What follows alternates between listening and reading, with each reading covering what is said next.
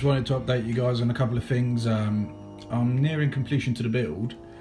There's just a few things left to do, so I'm waiting for some TPU soft mounts for the motors, and basically generally just waiting for stuff to arrive.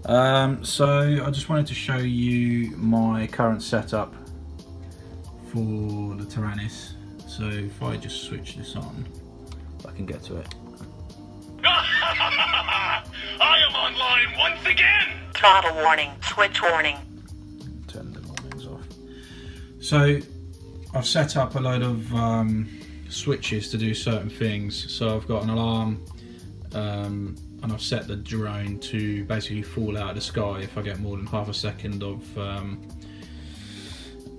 signal drop to the receiver. So yeah, and also a fail-safe and an arming switch, all done in Betaflight, following Joshua Bardwell's guide. So I've basically armed this switch here. Should arm the quad, but it hasn't. Why? Ah, it's because I'm in the wrong model. I'm in the simulator mode. So I just need to choose. Sorry, I just need to choose. Just need to choose my model. There we go. Switch warning. Yeah, thank you for that. It's actually that's funny. Switch it back off. Just flick it back on. Here we go. So here we go. It all works. The idle, basically the throttle.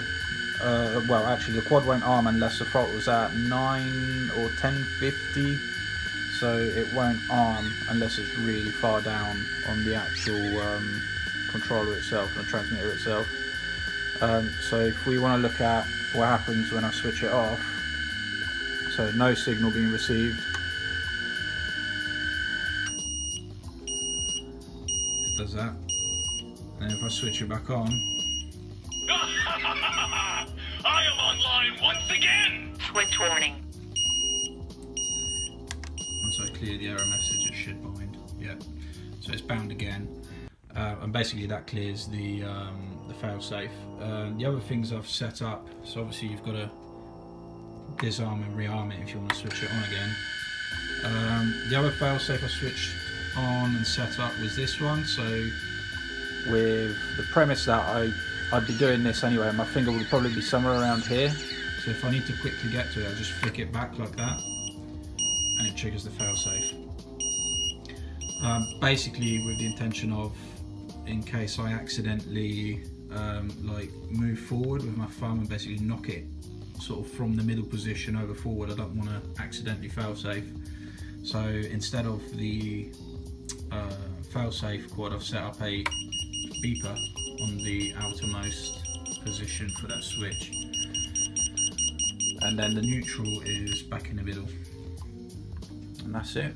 That's it for now. Oh, I'm curious to see what temperatures the motors run, so I'm probably going to do like a temperature test. So I've got my little temperature gun here, it's a laser system basically, and we can already see the flight controller's got a bit of heat in it left over from the last sesh, so I'm just going to put that down, arm the quad again, and run it for a little while.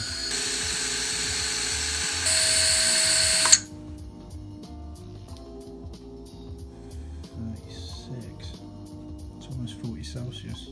Oh, the temperatures are going down, so I'll just have to keep an eye on it, I suppose. But yeah, that's basically my my build, guys. Just an update, because some of you have been showing an interest, and I appreciate that.